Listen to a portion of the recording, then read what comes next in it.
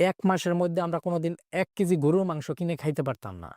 অথবা ১ মাসে যে একটা পোল্ট্রি মুরগি রান্না কইরা খামু এরকম সামর্থ্য আমাদের ছিল না। আপনি চাইলে আমাদের এলাকায় খোঁজ নিয়া দেখতে পারেন যে আমাদের সংসারটা আগে কিরকম আছিল। মানুষের যখন অভাবের মধ্যে ধরে, মানে যেকোনো একটা পেরেশানির মধ্যে পড়ে তখন কিন্তু মানুষের ওই বিষয়টা খেয়াল থাকে না। মানুষ কি কারণে সুইসাইড করে? যখন তার কোনো কিছু দেন খেয়াল থাকে না তখনই কিন্তু একটা মানুষ সুইসাইড করে। তখন তো আমার পিঠ পুরাটাই দেয়ালে ঠেকে গেছে যে আমি মা-বাবার কথার অবাধ্য হয়ে আমি সিঙ্গাপুরে আইছি।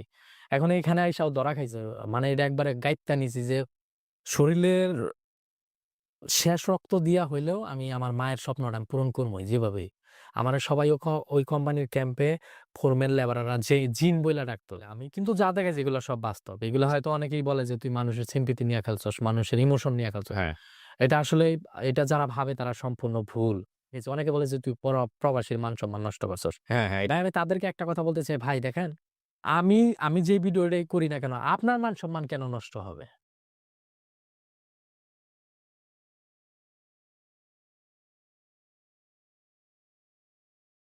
আসসালামু আলাইকুম প্রিয় দর্শক এবং শ্রোতা। আল্লাহ সর্ব অবস্থায় আমাদের সবার মঙ্গল করুন সেই দোয়া এবং শুভকামনা জানিয়ে শুরু করছি।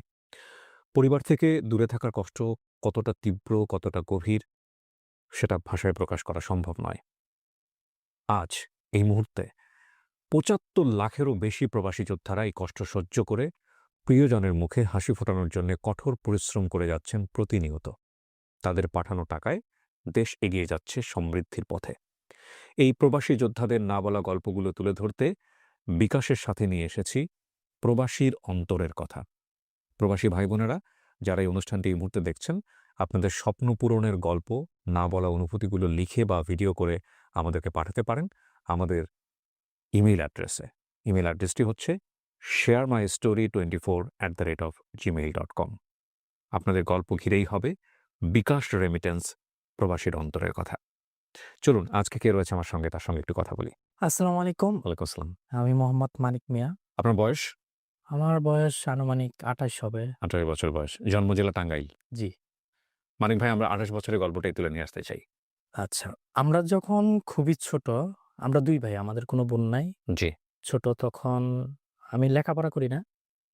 আমার বাবা তখন আমাদের টাঙ্গাইল কিন্তু তাঁত শিল্পে বিখ্যাত। জি, তখন আমার বাবা তাঁতের কাজ করত। তাঁতের কাজের পাশাপাশি আবার আপনার আমাদের টাঙ্গাইলের ওই দিক দিয়ে যে ইরি ধান ক্ষেত যেগুলা, জি। ওই দিক দিয়ে যে ওই যে পানির মেশিন যেগুলো আছে। তাঁতের কাজ বলতে কি উনি তাঁতি ছিলেন? জি, জি, জি। আচ্ছা, আচ্ছা। তাঁতি ছিলেন। তো ইরি ক্ষেতের মধ্যে যে মেশিন, এক সাইডে যে মেশিন করা ছিল যে আপনার পানি দিত ইরি ক্ষেতে। জি। ওইগুলার ড্রাইভার হিসেবেও আমার বাবা কাজ করত। ড্রাইভার বলতে মানে স্টার্ট দেওয়া? জি, জি। মানে যত্ন নেওয়া, স্টার্ট দেওয়া। আচ্ছা। আমাদের সংসার খুবই মানে খুবই অভাবে চলত। মানে আমরা ঐরকম যে আহামরি ভালো-মন্দ তখনকার ঐরকমভাবে খাইতে পারতাম না। আর তখনকার আমার বাবা হাজিরায় কাজ করত, দৈনিক হাজিরা আপনার ৳৫০ থেকে ৳৬০। আপনি বড় ছেলে? না, না, না, আমি ছোট। ছোট। আমার বড় ভাই আছে। আপনি যে গল্পগুলো বলতেছেন এগুলো কি আপনার ছোটবেলায় নিজের চোখে দেখা? হ্যাঁ, হ্যাঁ, আমি যখন থেকে বুঝি আরকি। একটা ছেলে তো আপনার ৫ থেকে ৬ বছর হইলে তখন মোটামুটি বুঝতে বোঝে। পারে স্মৃতি তৈরি হয়। জি, জি। জি। তো আমাদের সংসার খুবই অভাবে চলত। আমরা চাইলেও ভালো-মন্দ ঐরকমভাবে কোনো কিছু খাইতে পারতাম না। আচ্ছা। কারণ ৳৫০-৬০ হাজিরা ঐরকমভাবে ৩ জন মানুষ যে তাদের যে ভরণ-পোষণ এটা তখনকার আমলে একটু কষ্টদায়কই। খুবই কষ্টদায়ক। জি। হ্যাঁ, এভাবে কষ্ট করতে আমার বাবা বলতেছে যে এইভাবে আর বাংলাদেশে টিকা যাবে না। এখন প্রবাসে পাড়ি দেওয়াটাই বেটার। তো এক পর্যায়ে আ আমার নানার বাড়ি থেকে ওয়ারিশের যে টাকাটা, যেটাকে ওয়ারিশের টাকা-পয়সা বলে। না, স্কুলে যাইতেন? আমার বাবা যখন আপনার সৌদি আরবে পাড়ি জমায় তখন ক্লাস 1-2 এরকম হয়তো আপনি এরকম পড়েন। হতে পারে। পাড়ি জমায় উনি মাত্র ৩০০ রিয়াল সেলারিতে। ৳২,৩০,০০০ খরচ কইরা উনি সৌদি আরবে যায়। তার মানে যা ছিল সহায় সম্বল সব বিক্রি হ্যাঁ, করে হ্যাঁ, দিলেন। সবকিছু বিক্রি করে উনি সৌদি আরবে চইলা যায়। তো যাওয়ার পর উনার মাত্র সেলারি হচ্ছে ৩০০ রিয়াল। বাংলাদেশী টাকায় সম্ভবত ৳৬,০০০। তো আচ্ছা। বাহিরে কাজ না করলে ওই টাকা-পয়সা ঐরকমভাবে উনি পাঠাইতে পারত না। যদি বাহিরে ওইরকম কাজের একটা সুযোগ সুবিধা থাকতো, উনি টাকা-পয়সা পাঠাইতে পারত। আমার ভাই এক পর্যায়ে লেখাপড়া বাদ দিয়ে দিল। আমার ভাই তখন আপনার ক্লাস 5 এ পড়ে সম্ভবত। ওই সময় বাদ দিয়ে দিয়েছে হ্যাঁ, পড়াশোনা। উনি 5 পর্যন্ত পইড়া উনি লেখাপড়া বাদ দিছে। তো এখন আমাদের সংসার তো চালাইতে হবে। তখন আমার ভাই আপনার ওই যে আমাদের গ্রাম অঞ্চলে আইসক্রিম বিক্রি করে। ও! উনি আমার বড় ভাই যিনি উনি বিভিন্ন এলাকায় উনি আইসক্রিম বিক্রি করার জন্য যায়। ওই অল্প বয়সেই? হ্যাঁ, ওই অল্প বয়সে। আমাদের তো তখন খুব অভাবের সংসার ছিল। তারপর আচ্ছা। যখন আইসক্রিম বিক্রি করতে যাইতো, আমার ভাই আইসক্রিম বিক্রি করতেছে। তো যাই হোক বেশ কয়েক বছর যাওয়ার পর আমার বাবা চিন্তা ভাবনা করতেছে যে আমার ভাইকেও সৌদি আরবে নিয়ে যাবে। হুম। আমার ভাইকেও সৌদি আরবে নিয়ে যাবে। তো বেশ কয়েক বছর পর আমার ভাইরেও সৌদি আরবে নিয়ে গেল। ঋণ ধার দেনা কইরাই কি আরকি। বলেন? ওর তো বয়সই হয় নাই। হ্যাঁ? ওর তো বয়সই হয় নাই ওই তখন। যে কয়েক বছর পর আপনার মানে তখন কি ও অ্যাডাল্ট? মানে অ্যাডাল্ট বলতে ওই 18 বছর হইছে তখন 12-13 বছর। আগের আগের জামানায় যখন যারা বিদেশ যাইতো তারা কিন্তু তখন বয়সটা বাড়াইয়া যাইতো। যদি বয়স হইতো আপনার 15 তখন আপনার বাড়ায় দিত আ 18 হ্যাঁ, বয়স বাড়াই দিত। 23-24 বানাইয়া তারপর আবার নিয়ে যেত। চলে যাইত। তো ওই যে আমি বললাম না যে বেশ কয়েক বছর পর আচ্ছা। তখন যার মানে 22-23 হয় নাই কিন্তু 15-16 বছর বয়স হ্যাঁ, এরকম। এরকমই 16-17 এরকম। আচ্ছা নিয়ে তখন গেল। তার বয়স 23-24 দিয়া আপনার সৌদি আরবে পাঠায় দিল। ৪ লাখ ৫ লাখ টাকা খরচ হইছে তখন আচ্ছা, নেওয়াতে। আচ্ছা।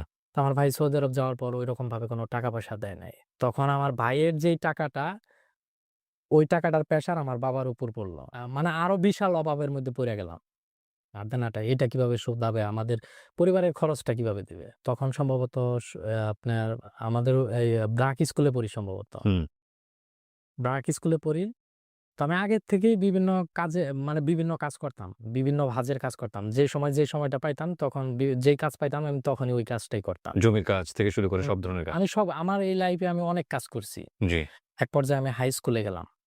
হাই স্কুলে গেলাম এই কষ্টের মাঝামাঝি। আমার বাবা হালকা পাতলা কিছু দিত। আমিও টাকা পয়সা খরচ কইরা নিজের লেখাপড়ার খরচও আমি চালাইতাম। কিন্তু আমার লেখাপড়া করার খুব ইচ্ছা ছিল। তো যখন 10 এ পড়ি তখন আপনার আমার লেখাপড়ার খরচটা তখন আরো মানে আমার বাবার পক্ষে দেওয়াটা একদম অসম্ভব হয়ে গেল।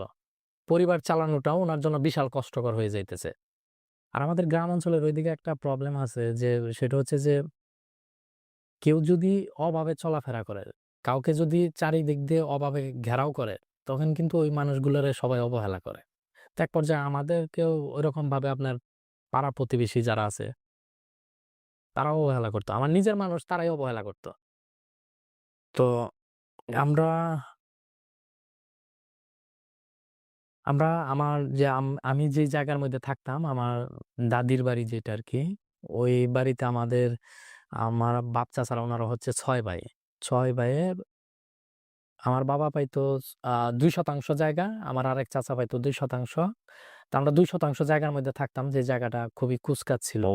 অনেক মানুষের অনেক কত ২ শতক জায়গা। আপনারা হ্যাঁ, নিশ্চয়ই বুঝতে পারছেন। খুবই অল্প। তো আমরা তো আমার বাবা যখন সৌদি আরবে সর্বপ্রথম যায় তখন আমরা একটা ছারফা ঘরের মধ্যে থাকতাম। ছাপড়া ছাপড়া। চিনেন কিনা হ্যাঁ, জানি না। চিনি, চিনি। ছাপড়া চিনি। ওই কোন রকম একটা টিন দেওয়া চারপাশে হ্যাঁ, হ্যাঁ, বাঁশের হ্যাঁ। বেড়া। ছাপড়া ঘরের মধ্যে থাকতাম এরকম একটা বাঁশের দরজা যেটাকে কি হুম, ঝাপ বলে না কি জানি হুম, একটা বলে। হুম। ওরকম ঝাপের দরজার মধ্যে ছিলাম। মানে খুবই কুচকাচের মধ্যে ছিলাম। একটা সময় আমার এত অভাব দেখা দিছে যে ওই সময় কোনো কাজ খুঁজে পাইতেছি না। আমার মামাতো ভাই রাজমিস্ত্রি। তো এসএসসি পরীক্ষার আগে আপনার? হ্যাঁ, তখন আমার মামাতো ভাইরে বলতেছি যে, "আমি তো কোনো কাজ পাইতেছি না, তাইলে হুম। আমার একটা কাজের ব্যবস্থা করে দে।" তখন ওই বলল যে, "তাইলে আমার সাথে রাজমিস্ত্রির কাজই কর।" তো তখন আপনার ৳২০০ হাজিরা। আমি রাজমিস্ত্রির কাজ করি। ৳২০০ হাজিরা। আমি সকাল ৬ টায় যাইতাম, রাইতের ১০টা-১১ টায় আসতাম। অথচ রাজমিস্ত্রির কাজ শেষ হয় আপনার বিকেল ৪ টার মধ্যেই। হ্যাঁ। তো তখন ১০টা-১১ টার মধ্যেই কাজ শেষ হইতো। ১০টা-১১ টা পর্যন্ত আমারে কাজ করাইতো। তো আমি কাজ করতাম। এক পর্যায়ে এভাবে কাজ করতে তখন আমি চিন্তা ভাবনা করলাম যে আমার দ্বারা সম্ভবত লেখাপড়া এতদূর যাওয়া সম্ভব না। কারণ আমি আমার পরিবারের যে একটা অবস্থা দেখতেছি, আমার ভাইও টাকা পয়সা দেয় না। আর আমার বাবার যে ইনকাম, এই ইনকাম দিয়ে আমার পক্ষে চাকরি পর্যন্ত যাওয়া কোনোভাবেই সম্ভব না। হুম। তার থেকে কি কাম আমি আপাতত এসএসসি পরীক্ষাটা দিয়ে আপনার লেখাপড়া শেষ করে দিই। তো এক পর্যায়ে আমি মাটি কাটা শুরু করলাম। মানে এসএসসি পরীক্ষার সময় তো বিভিন্ন ফিস-টিস দিতে হয়। তারপর প্রাইভেটের যে খরচটা এগুলোও বহন করতে হয়। তো আমি রাজমিস্ত্রির কাজ করার পাশাপাশি যখন রাজমিস্ত্রির কাজগুলা শেষ হইতো তখন আমি আবার মাটি কাটার কাজগুলা করতাম। আবার বিভিন্ন সময় এই যে আমাদের ঐদিকে যে বয়েল আছে যেটাকে বলা হয় ধানের বয়েল, ওইগুলোর মধ্যে ধান ভাঙানোর কাজেও যাইতাম। এসএসসি পরীক্ষা দিয়ে আমি ২০১৫ সালে জি। আমি ভোকেশনাল নিয়া পড়ছি। তো আমি আমার আম্মারে মাঝে বুঝাইতাম, "আম্মা তুমি চিন্তা করো না। আমাদের দিন এরকম থাকবে না। উম কোন না কোন সময় এইরকম দিন এটা পরিবর্তন হবেই। কারণ আমাদের এরকম একটা অভাবের সময় গেছে যে আমরা ১ মাসের মধ্যে আমরা কোনদিন ১ কেজি গরুর মাংস কিনে খাইতে পারতাম না। মানে ১ মাসের মধ্যে যে আমরা ১ কেজি গরুর মাংস কিনে খাইমু, এরকম সামর্থ্য আমাদের ছিল না। অথবা ১ মাসে যে একটা পোল্ট্রি মুরগি রান্না কইরা খামো এরকম সামর্থ্য আমাদের ছিল না। আপনি চাইলে আমাদের এলাকায় খোঁজ নিয়ে দেখতে পারেন যে আমাদের সংসারটা আগে কিরকম আছিল। তো যাই হোক, এসএসসি পরীক্ষা দেওয়ার পর তখন আমার বাপ-মায়ে বলতেছে যে, "তাইলে তুই এক কাজ কর। এখন যেহেতু ঋণপাতি হালকা পাতলা একটু গচ্ছে, তুই এক কাজ কর, সৌদি আরবে আইসা পড়।" এটা কে বলল, বাবা? হ্যাঁ, আমার বাবা-মা উনারা সবসময় বলতেছে যে, "সৌদি আরবে যা উমরা-টুমরা করতে পারবি। টাকা-পয়সা কম কামাস, বেশি কামাস।" আমার আগের থেকেই ইউরোপের স্বপ্ন যে আমি সৌদি আরবে যাবো না। সৌদি আরবে যাবো পরে টাকা-পয়সা কামাইয়া। তো এখন বলতেছে যে, "তুই কোন দেশে যাবি?" আমি বললাম যে, "যেহেতু তোমরা আমারে ইউরোপে নিতে পারবা না, ইতালিতে যেহেতু পাঠাইতে পারবা না, এত টাকা-পয়সা যেহেতু নাই, তাইলে আমারে সিঙ্গাপুর পাঠাইয়া দাও।" তখন আমি আপনার ২০১৭ র দিকে সিঙ্গাপুর যাই আপনার আনস্কেলে, স্কেল ছাড়া। আচ্ছা। ৳৫,৭০,০০০ খরচ হয়। সব টাকাই ঋণ। সিঙ্গাপুরে একটা চায়না কোম্পানিতে যাই। তখন আমার বেসিক সেলারি হচ্ছে আপনার $17 আরকি। কোম্পানিটা খুব একটা সুবিধার না। মাস শেষে দেখা যায় যে $430 হয়তো সর্বোচ্চ বেশি কষ্ট করলে হয়তো ওভারটাইম যদি হয় $500 এরকম আসে। তো তারপরেও কষ্ট করতেছি যেহেতু মা-বাবার পারমিশন ছাড়াই আমি সিঙ্গাপুরে আইছি। উনাদের টার্গেট ছিল যে আমারে সৌদি আরবে পাঠায় দিবে। কিন্তু আমি তো মা-বাবার কথা না শুইনা সিঙ্গাপুরে আইসা পড়ছি। শুধুমাত্র ইউরোপের স্বাদটারে নেওয়ার জন্য। হ্যাঁ, ইউরোপের স্বাদ নেওয়ার জন্য। কিন্তু এখানে আসার পর যে আমি এত বড় একটা মানে বেকায়দার মধ্যে পইড়া যাবো আমি কখনো ভাবতে পারি নাই। চায়না কোম্পানিতে কি কাজ করতেন? আমি কনস্ট্রাকশন এ কাজ করতাম। আচ্ছা, ওখানে কনস্ট্রাকশন, হ্যাঁ। হ্যাঁ, জি। আমি ওই কোম্পানিতে যতগুলা চায়না দেখছি একটা চাইনিজেরও ব্যবহার ভালো না। আমি কষ্ট করি এত পরিমাণে কষ্ট কারণ আমি বাংলাদেশে অত কষ্ট করি নাই। মানে সিঙ্গাপুর যাওয়ার পর যে কষ্টটা করছি আমাদেরকে দিয়ে শুধু রড ক্যারি করাইতো। রড যেগুলা কনস্ট্রাকশন এর কাজ তো এই যে রড ক্যারি করতে, করতে আমার এই যে চামড়া আপনার হয়ে গেছিল। মোটা? হ্যাঁ, মোটা হয়ে গেছিল। তো প্রচুর কষ্ট হইতো। মাঝে, মাঝে চিন্তা করি যে মনে হয় যে ওই দেশে আপনার আবার রড কাটার মেশিন আছে। হুম। মাঝে, মাঝে চিন্তা করতাম যে আসলেই এত কষ্ট সহ্য হয় না। মনে হয় নিজের হাত নিজেই কেটে ফেলাই। আমি কয়েকবার কাটারের মধ্যে হাতও ফালাইছিলাম যে আমার এই জীবন আর ভাল লাগে না। যে এত কষ্ট এই অল্প বয়সে। তারপর আমি আবার মাঝে, মাঝে চিন্তা করলাম যে সময় তো মানে খারাপ সময় তো আর সবসময় মানুষের থাকে না। যদি আমি ওইরকমভাবে কষ্ট করতে পারি, হয়তো কোনো একদিন সাকসেসফুল হইতে পারবো। তো এইভাবে কাজ করতেছি, কাজ করতেছি। এক পর্যায়ে আমাদের ব্যাচের যে ১০ থেকে ১২ জন আ গিয়েছিল, উনারা এক পর্যায়ে আপনার বাংলাদেশে ওদেরকে পাঠাইয়া দিছে। কোম্পানিতে কাজ নাই, কাজ খুবই অল্প। তখন আমি চিন্তা করতেছি যে সবাইরই যেহেতু পাঠায় দিতেছে, আমারে যদি পাঠায় দেয় তাহলে তো আমি আরো বিপদের মধ্যে পইড়া যাবো। আমি তো আ সিঙ্গাপুরে আসছি টোটালে হয়তো ৭ মাস, ৮ মাস এরকম হইবে। ঋণ করে আসছি। হ্যাঁ, ৫,০০,০০০ ৳৬,০০,০০০ সবগুলোই ঋণ। তো এখন আমি যদি আমারে যদি এই মুহূর্তে পাঠাইয়া দেয় তাহলে তো আমি বিশাল বিপদের মধ্যে পইড়া যাবো। তো একদিন একটা কাজ চাইনিজদের কথা তো আর ঐরকম আর চাইনিজেরা ইংলিশ খুব কম বলে। আমি সিঙ্গাপুরে যাওয়ার পর যা দেখছি ওরা ইংলিশ খুবই কম পারে। আমি যে কাজের সাইটে কাজ করছি ওরা চাইনিজ ভাষায় কি কয় না, না কয় কিছু চিনি না। তা যেকোনো একটা কাজের কথা বলছে সেটা হচ্ছে আপনার এই যে এই বাংলাদেশের রড যে সরি আপনার ওয়াল যে ভাঙে ব্রেকার মেশিন যেটাকে বলা হুম। হয়। এই যে এভাবে চোক্কা মাথায় হুম। ওই চাইনিজ ভাষায় ওইটা আমারে আনতে বলছে। আমি তো কিছুই বুঝি নাই যে কি কইছে না, না কইছে। তো আমি কয়েকবার কইছে বুঝি নাই। তো আমার ও রাগের মাথায় বলতেছে যে, "মানে তোরা কালকে বাংলাদেশে পাঠায় দিও।" আমি কই, "এটা বিশাল বিপদের মধ্যে পড়লাম।" ও তো এইভাবে কইয়া, কইয়া আরো ১০-১১ জন মানুষ বাংলাদেশে অলরেডি পাঠাইয়া দিছে। আর কোম্পানিটা চাইনিজ তো ওরা যা কয় তাই শোনে। আচ্ছা। ঠিক আছে? তো ওই মুহূর্তে আমি সম্ভবত আপনার ৳২,০০,০০০ র মতন বাংলাদেশে পাঠাইছি ৮ মাস, হুম। ৮ মাসের মধ্যে। তো ৳২,০০,০০০ পাঠাইছি। এখন তো আমার মাথায় মানে মানে আমি এখন আর চোখে কিছু দেখতেছি না যে যেহেতু কইয়াই ফেলাইছে যে তোরে আমি বাংলাদেশে পাঠায় দিমু তাইলে তো 100% সিউর ও আমারে বাংলাদেশে পাঠাইয়াই দিব। তো ওই টাইমে আমারে আবার একটা রুমের ভিতরে এরকম একটা রুমের ভিতরে মানে ওয়াল ভাঙার জন্য ওই মেশিনটা দিছে। দেন আমি ভাবতেছি যে ও যে টাকা তো যেভাবে হোক আমার উঠাইয়া নিতেই হইব। এই টাকা যদি আমি না উঠাইয়া নিতে পারি, আমি বাংলাদেশে যেয়ে তো আমি বিশাল বিপদের মধ্যে পড়বো। হুম। মানে আমি তো পুরাই ঋণ। তো আমি আবার কি করছি, আমার এই যে হাতটা দেখতে পাইতেছেন ও! এই হাতের উপরে আপনার ওই যে ওইটা কিন্তু ৫ থেকে ৬ কেজি ওজন হয়। হাতের উপরে আমি ওই মেশিনটা ফালাইছি।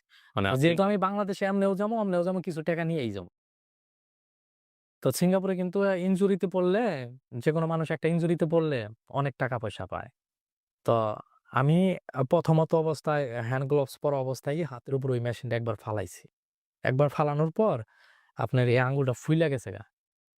তা আবার ২য় বার যখন দিছি, তখন মনে করেন যে এই আঙ্গুলের এই যে নখটা আছে না? এই নখটা ছুইটা গেছে গা। ৩য় বার যখন দিছি তখন এই যে ফাটাটা দেখতে পাইতেছেন? এই যে ফাটা, এই ফাইটা গেছে। ৪র্থ বার আমি দিবার আর সাহস আ হয় নাই যে ৪ বারের মাথায় যে আমি ওই মেশিনটা আমার আঙ্গুলের উপর ফালামো, আমার পক্ষে আর সম্ভব হয় নাই। কারণ এত ব্যথা আমার পক্ষে সহ্য করা সম্ভব না। ৩ বার দেওয়ার পর আমি নিজেই চোখে কিছু দেখি না। তো এক পর্যায়ে ওই চাইনিজ ফোরম্যান আইছে। এখন আমি যদি আ ও আমারে বলতেছে যে, কেমনে এই বিষয়টা ইয়াটা হইলো? মানে তোর হাতের উপর এটা কেমনে পড়ে?" আমি পরে বলছি যে, "দেখ আমি এক হাত দা ইয়া করতেছি, মেশিনটা দিয়া ওয়াল ভাঙতেছি। আ আর আরেক হাত সরি এক হাত দা ওয়াল ভাঙতেছি, হাতে ৩ ফসকা জিনিসটা এই আঙ্গুলের উপর পড়ছে।" কয়, "কেমনে পড়লো?" আমি পরে বলছি যে, "আমি নিচের থেকে ওই যে পাথরের যে খোয়াগুলা ওগুলা সরাইতেছি, আর ওই মেশিনটা হাত ফসকা পইড়া গেছে।" পরে বলতেছে যে, "এক হাত দিয়ে কেমনে ওইটা তুই ইয়া করতেছস, ওয়াল ভাঙতেছস? ওটা তো ২ হাত দিয়েও ধইরা রাখা যায় না।" আর আমিও বিপদের মধ্যে পইড়া গেছি যে, আসলেই তো এটা ২ হাত দিয়েও তো ইয়া করা যায় না। পরে বলতেছে, "আয় তোরে অফিসে নিয়া যাও।" সিঙ্গাপুরে আপনার আবার কাজের সাইটে সেফটি ম্যানেজার আছে। ওরা যদি দেখে তাইলে ভালোভাবে নিরাপত্তা দেয়। এমনকি চিকিৎসার যে ব্যবস্থাটা ওইটা আরো গুরুত্বপূর্ণভাবে ওরা ইয়া করায়। আর সেফটিরা যদি আমি যে প্রজেক্টে কাজ করি যেই কোম্পানির সাথে, ওই কোম্পানির যদি কোনো একটা লেবার গুরুতরভাবে আহত হয় অথবা যেকোনো একটা সমস্যা হয়, তাহলে কিন্তু ওই কোম্পানির জবাবদিহি কিন্তু ওই সেফটির কাছে দিতে হবে। হুম, এমনকি ওই কোম্পানি নেক্সট টাইম আর কোনো প্রজেক্টের কাজ পাইব না। আচ্ছা। এখন ওরা ওই ফোরম্যানের চিন্তা করতেছে যে ওরে যদি এ এ সেফটি ম্যানেজারের সামন দিয়া নিয়া যায়, তাহলে তো আমাগো কোম্পানির একটা বদনাম হয়ে যাইব। তো এইজন্যে ওই আমারে সেফটি ম্যানেজারের ফাঁক দিয়া নিয়া যাইতেছে। নিয়া যাইতেছে। আমি আবার চিন্তা করতেছি যে সেফটি ম্যানেজারের সামন দিয়ে যাবো। ও আমারে কোনোভাবেই যাইতে দিতেছে না। পরে এক পর্যায়ে কোম্পানির অফিসে নিয়ে গেল। কোম্পানির অফিসে নেওয়ার পর এক পর্যায়ে আমারে মানে জেরা করতেছে যে, "এটা কেমনে সম্ভব? মানে তুই যে বলতেছস এক হাত দা তুই মেশিনটা ডিল করছস, আরেক হাতের উপর তোর এই জিনিসটা ফসকা পইড়া গেছে। এটা তো কোনোভাবেই একটা মানুষ সম্ভব না যে এক হাত দা করব।" পরে বলতেছে, "আমি এই জায়গায় মেশিন আইনা দিম, তুই এই জায়গায় কইরা দেখাবি।" আমি কই, "আচ্ছা সমস্যা নাই। তুই মেশিন নিয়ে আয়, আমি কইরা দেখামু।" পরে পরে বলতেছে যে, "তোর এক কাজ করি, তোরে কোম্পানিতে রাখবো না।" তা আমি তো জানি যে কোম্পানিতে তোরা রাখবি না, এটা আমি আগেই জানি। হুম, কোম্পানিতে রাখবি না দেখেই তো আমি এই কাজটা কইরা বইছি। কোম্পানিতে যদি কোনো সমস্যা হয়, কোনো লেবার যদি এমওয়ানে যায়া কেস করে, হুম, যাওয়ার পর যদি কেস করে, ওইটা সরকারিভাবে ওই কোম্পানির উপরে একটা প্রেশার পড়ে। আচ্ছা। পরে আমি বলতেছি যে আমি এমওয়ানে গিয়ে তগর নামে কেস করবো। এক পর্যায়ে বাঙালি ফোরম্যানের মাধ্যমে ম্যানেজ করতেছে, "তাইলে এক কাজ করো, তোমারে এত ডলার নিয়া দেই, তুমি যাওগা।" দেশে চলে যাও। হ্যাঁ। পরে এক পর্যায়ে তখন আমি তো জানি যে আমরা আগেই পাঠাইয়া দিব। পাঠাইয়া দেওয়ার কারণেই কিন্তু এই ঘটনাটা ঘটানো। তো এক পর্যায়ে আমি ওখান থেকে $১৫০০ পাই। মাত্র। মাত্র $১৫০০। $১৫০০ পাই। আ ওখানে সিঙ্গাপুরে কিন্তু আমি খাওয়া-দাওয়ায়ও অনেক কষ্ট করছি শুধুমাত্র টাকা সেভ করার জন্য। পরে $১৫০০ হাতের আঙ্গুল বিসর্জন দিয়ে $১৫০০। আমি $১৫০০ নিয়ে কত সালের গল্প আনুমানিক? এটা ২০১৭ ১৭ এর গল্প। জি। ভেঙে আপনাকে দেশে পাঠিয়ে দিল। হ্যাঁ, পরে আমি বাংলাদেশে ব্যাক করি। এটা কিন্তু পুরাটাই সিক্রেট। আজকে যেই বিষয়টা সিঙ্গাপুরের যেই কেউই জানে সিক্রেট না। বিষয়, অনেক সিক্রেট বিষয় আমার অনুষ্ঠানে আসলে বের হয়। সমস্যা নাই। এটা কিন্তু এই আজকে সর্বপ্রথম মানে ফাঁস মিডিয়ার করতেছি। সামনে। আগে কিন্তু কখনো কেউ কখনো জানে না। মিডিয়ার সামনে ফাঁস করি নাই। না নিডটা দেখেন আপনারা। ও যে কাজটা করছে এটা, যে আমি যদি অল্প কিছু অর্থ দেশে নিয়ে যেতে পারি, আমাকে তো পাঠায়ই দিবে এবং সেটার জন্য সে তার আঙ্গুলটাকে ক্ষত করেছে। আমার কিন্তু কোম্পানি থেকে ট্রিটমেন্ট করাইছে। সিঙ্গাপুরের যে মাওসাত হসপিটাল যেটা, ওই হসপিটালে আমারে ট্রিটমেন্ট করাইছে। এমনকি তান তক সিং হসপিটাল, সিঙ্গাপুরের ২ টা হসপিটালই বড়। মাওসাত হসপিটাল আর হচ্ছে তান তক সিং হসপিটাল। যেটা তান তক সিং হসপিটাল ওটা হচ্ছে সরকারি। আর মাওসাত হচ্ছে প্রাইভেট। তো ওই হসপিটালে ট্রিটমেন্ট করায় আমার এমন ওষুধ দেয় যে আগের দিন খাইলে পরের দিন মানে কাঁটাটা শুকিয়ে যায়। আমি আবার কি করতাম, হাত দিয়ে ইয়ে করত। হ্যাঁ, ওই যে আপনার সুই দিয়ে, না শুকায়। হ্যাঁ, সুই দিয়ে খোঁচায় মানে কাঁচা বানাইতাম। আর চুরি করে তেঁতুল খাইতাম। মানে যাতে না শুকায়। হ্যাঁ, যাতে না শুকায়। কিন্তু কিছু কখনো ভাবছেন যদি এরকম হয় যে হাড়টায় ইনফেকশন হয়ে গেল কোনো কারণে?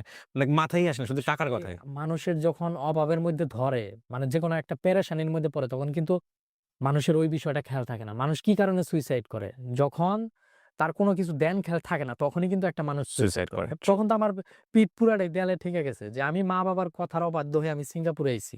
এখন এইখানে আইসাও ধরা খাইছি। এখন আমি যদি অল্প কিছু টাকাও যদি বাংলাদেশে নিয়া যাইতে পারি, তাহলে তো আমি বিশাল বিপদের মধ্যে পইড়া যাবো। তখন তো আমার ওই টাইমে ওই বিষয় আমার কোনো কাজই করে নাই।